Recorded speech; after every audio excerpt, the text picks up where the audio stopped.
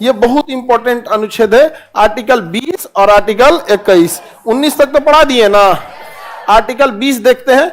Article 20 जो है ये बहुत जरूरी है, इतना पावरफुल है 20 और 21, किसी राष्ट्रपति भी रोक नहीं लगा सकते। जैसे इमरजेंसी के टाइम पर जैसे हमारे मूल अधिकार को रोक दिया जाता है, अभिव्यक्ति की आजादी, घूमने फिरने की आजादी रोक दी जाती है, लेकिन 20 और 21 इतना पावरफुल है जिसे कभी नहीं रोका जा सकता। पूरे संविधान में सबसे पावरफुल आर्टिकल है आर्टिकल 20 और 21। ये चाहे राष्ट्रपति हो, चाहे संसद हो, चाहे इमरजेंसी हो, कभी इसे रोका नहीं जा सकता। तो आखिर इस अनुसूची 20 में है क्या? कोई ना कोई खतरनाक चीज हो जाएगा आर्टिकल 20 में। तो 20 में क्या कहा है कि एक गलती की एक सजा होनी चाहिए, एक गलती की एक सजा, और सजा उस समय के कानून के अनुसार, सजा उस समय के कानून की। तो बताइए, एक गलती की एक अपराध एक सजा, एक सजा, एक अपराध एक सजा। अब इसमें क्या चीज है भैया? इसका मतलब कि कई बार ऐसा होता है कि आप कोई ऐसा अपराध कर दिए, सोशल मीडिया का जमाना है, बड़ी तेजी से कोई चीजें फैल जाती हैं, तो आपके विरुद्ध एगो केस हो गया बंगाल में, एगो केस हो गया आगरा में, एगो हो गया जम्मू कश्मीर में, लाइने से 20 गो केस हो गया, आदमियां एक के हैं, तो क्या होगा? 20 जगह घुमाते फिराते रहिएगा, तो उसको क्लब कर दिया जाएगा या मर्ज कर दिया जाएगा। अपराध एक ही है, चाहे 10 जगह हुआ हो, सजा एक ही होगा। उसका एक और पहलू है कि सपोज कीजिए आपने कोई अपराध किया, आपको 5 साल जेल हो गया, आप वापस आ गए जेल की सजा काट के, फिर आप सड़क पे घूमते हुए पुलिस को मिले, पुलिस फिर उठा के पुलिस पकड़ के टांग दिए, अरे तुम ही तो मर्डर किया था 5 साल पहले, चल चल चल चल, फिर मुकदमा चला दिया, तब दिक्कत हो जाएगा ना।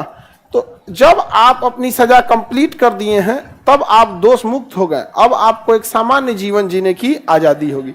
यही कारण है कि जब अपराधी को पुलिस पकड़ती है तो उसके चेहरे को ढक देती है, इसलिए कि जब उसको सजा सुनाया जाएगा तो जरूरी नहीं कि वो अपराधी घोषित हो, जरूरी नहीं कि वो अपराधी घोषित हो, सबूत गवाह क्या मायने रखते हैं यहाँ पर। लेकिन अगर वो अपराधी साबित हो भी गया, जब वो सजा काटेगा और बाद में जब निकलेगा तो समाज में उसे घुल मिल कर दोबारा जीवन जीने में तकलीफ नहीं होगी। तो एक गलती की कितनी सजा? आगे बढ़े, एक गलती की एक सजा, ये तो समझ में आ गया। दोबारा होगा, जैसे मान के चलिए आपने चोरी किया और आपको 2 महीने की सजा हो गई। अब जैसे 2 महीने की सजा कंप्लीट हो गई ना, अब आपको कोई कुछ नहीं करेगा, जज के सामने जाके इसे कुछ नहीं, हाँ सजा काट लिया हम, कुछ नहीं होगा, कुछ नहीं करेंगे जज साहब दोबारा करेंगे, कोर्ट के अंदर कैसे आया बिना पूछे, इसको 2 दिन के लिए फिर भेज दो, वो एक अलग अपराध है। लेकिन ऐसा नहीं कि आपको दोबारा सजा हो गया, यहाँ पे जाके उनको गुड मॉर्निंग कहिएगा तो भी कुछ नहीं करेंगे, गुड मॉर्निंग हो गया, एक गलती की एक सजा। उसी व्यक्ति को दोबारा उसके लिए सजा नहीं सुना सकता। इस दूसरा क्या है? सजा उस समय के कानून के अनुसार, सजा अपराध के समय के आधार पर, अपराध के सजा उस समय के कानून, उस समय के कानून के अनुसार,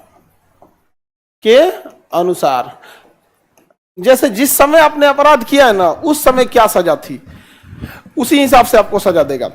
अब जैसे आपने कोई अपराध किया 2023 में, लेकिन जरूरी नहीं कि 23 में ही आपका मुकदमा फाइनल हो जाए, मुकदमा 3 साल 4 साल लंबा चलेगा। जब तक 2024 में कानून बदल गया, तो क्या अब आपको नए कानून से सजा देगा या 23 वाले कानून से? 23 वाले कानून से। समझ में आ गया कि नहीं आ गया? 23 वाले कानून, यानी आप जिस समय अपराध किए उस समय कौन सा कानून था, उससे पहले के कानून और उसके बाद के कानून से कोई बहस नहीं है, चाहे मुकदमा कितना भी लंबा क्यों ना हो। तो दो भी जो नया कानून आया है, क्या यह पिछले साल या फिर कानून बनने से पहले के मुकदमे पे लागू होगा? मुकदमा कितना लंबा चल रहा है इससे मतलब नहीं है, अपराध किस समय हुआ। जैसे अपराध होने के 1 घंटा बाद कानून बदल जाएगा, तो क्या आप उसे पुराने कानून से सजा देंगे या नए कानून से? पुराने कानून से ही क्या दिया जाएगा? सजा दिया जाएगा। किसी को कोई दिक्कत? बताइए, सजा किस समय के कानून से देना है? जो उस समय के कानून। अब जैसे चोरी किया आपने, ठीक है, तो चोरी जिस समय की है उस समय कितनी सजा थी? सपोज 2 साल। अब ये नहीं कि आप चोरी की सजा उठा के लाएंगे कि मुगलों के समय तो हाथ काट दिया जाता था, इसका भी काट दो, नहीं काटने गए, मुगल गया। तो सजा कैसे देना है? उस समय का जो कानून रहेगा उस समय के हिसाब से। समझ में? तो ये हो गया। अब यहां पे 3-4 बातें और रखी गई हैं, जैसे अपने विरुद्ध गवाही न देना। जैसे यहां पे जब भी अपराध किसी को पकड़ती है पुलिस अपराधी को, तो उसे काला चेहरा ढक देती है।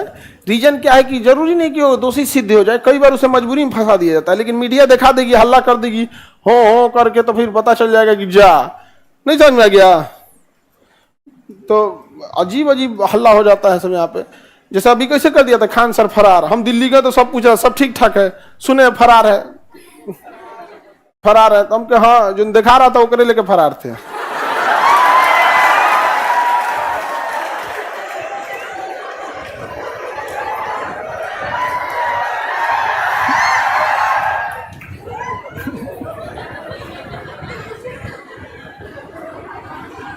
आगे बढ़े, बिना मतलब नहीं देखते हैं, फरार तरह कुछ भी लिख देता है यहाँ पे, हल्ला हो जाएगा तो बेचारा का जीवन मुश्किल हो जाएगा यहाँ पे। इसी में एक और चीज बोलता है कि अगर किसी व्यक्ति को सजा दे भी दिए ना, तो दोष सिद्ध होने के बाद भी उसका संरक्षण करना है। जैसे अगर आपने उसे 2 महीने की सजा दे दी, वो इसी के अंदर आपको एज्यूम करना है सजा उसमें, कि जैसे आपने किसी व्यक्ति को सजा दे दिया, 2 महीने की सजा हो गई, अब 2 महीना तक उसको मानव जैसा व्यवहार करना है जेल में। ये नहीं कि अब उसको सजा हो गई तो खनवे मत दो, गरियाओ उसको, मारो पीटो, ऐसा कुछ नहीं कर सकते। इसीलिए जेल जो होता है वो पुलिस के अंडर में नहीं होता है, कोर्ट के अंडर में होता है। जेलर तो देख रेख करने के लिए वहां पे, अंडर में किसके होता है, कोर्ट के। किसको अंदर ले जाना है ये कोर्ट लिख के देगा, और कौन बाहर ले गया आएगा वो भी कोर्ट में लिख के देगा यहाँ पे। और देख रेख के लिए कौन होता है, जेलर। क्या जेलर छुट्टी दे देंगे किसी को, जाओ पर 3 दिन बाद आइयो? हाँ, जेल के अंदर नहीं पीटा जाता है, जेल के अंदर ऐठिएगा तो पिटवा देगा दूसरे कैदिया से भी, डायरेक्ट नहीं पीटेगा, पिटवा देगा दूसरे कैदी से यहाँ पे। तो उसके अंदर भी उसे संरक्षण देना है, दोष सिद्ध होने के बाद भी क्या देना है, संरक्षण, कि अपनी सजा वो नॉर्मल पूरी करके जाए, अपनी सजा क्या करे, अपनी पूरी करके चला जाए। समझ में आ गया कि नहीं आ गया यहाँ पे, किसी को दिक्कत? अब उसके बाद क्या करता है,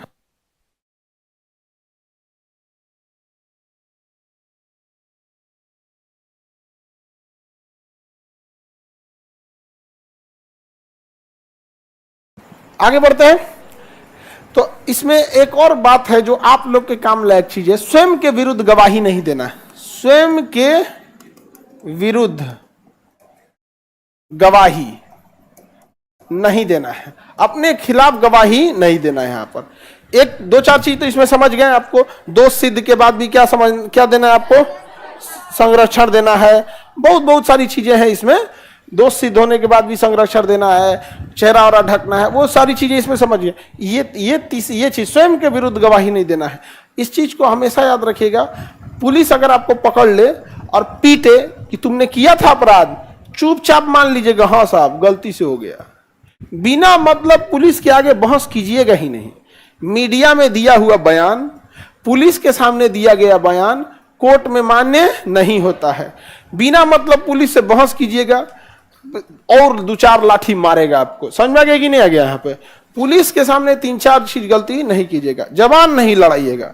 अगर आप घेरा गए पुलिस के सामने ना, तो फिर एक्सेप्ट कर लो भाई, जाओ यहाँ पे। 20 का 3 आपको कहता है कि स्वयं के विरुद्ध गवाही नहीं देना है। पुलिस ने तो मार पीट के, फिल्मों में दिखाता ना, मार पीट के साइन ले लिया ही लिया ना, कोर्ट में कहेगा कि सर मार पीट के साइन लिया है, यहाँ पर चल जाएंगे, वो सस्पेंड हो जाएंगे। यहाँ पर अपने खिलाफ गवाही नहीं दे सकते हैं, मान्य ही नहीं होगा पुलिस के सामने दिए गई गवाही। इसलिए जब पुलिस के सामने गवाही दिया जाता है कोर्ट में, तो देखिएगा आप और जज रहेंगे, पुलिस बाहर कर देगा, चलिए बाहर जाइए, यहाँ से जाइए। कोर्ट के अंदर कोर्ट रूम की अपनी पुलिस होती है, वो जो पकड़ के लाया वो आपके बगलिया में नहीं खड़ा रहेगा, कोर्ट रूम की अपनी पुलिस रहेगी वहां पर। तो अपना व्यवस्था देखते हैं लोग, आप समझ में आ गया नहीं गया? जबकि फिल्मों में अलग ही दिखा देता है। स्वयं के विरुद्ध गवाही देना है। अच्छा, कभी रैली उली में जाइए, या अभी देखें ना भारत बंद आह्वान किए थे लोगों ने, या इस समय, तो कई लोगों को लगता है कि पुलिस लाठीचार्ज करती है तो उसको लगता है पुलिस मोहा जाएगी, उसको मोह लग जाएगा, 2 लाठी मार। अरे भाई तुम 10 लाठी पाए या 2 लाठी, जितना पाए उतना कम समझ के भागो, क्योंकि रैली उली में जो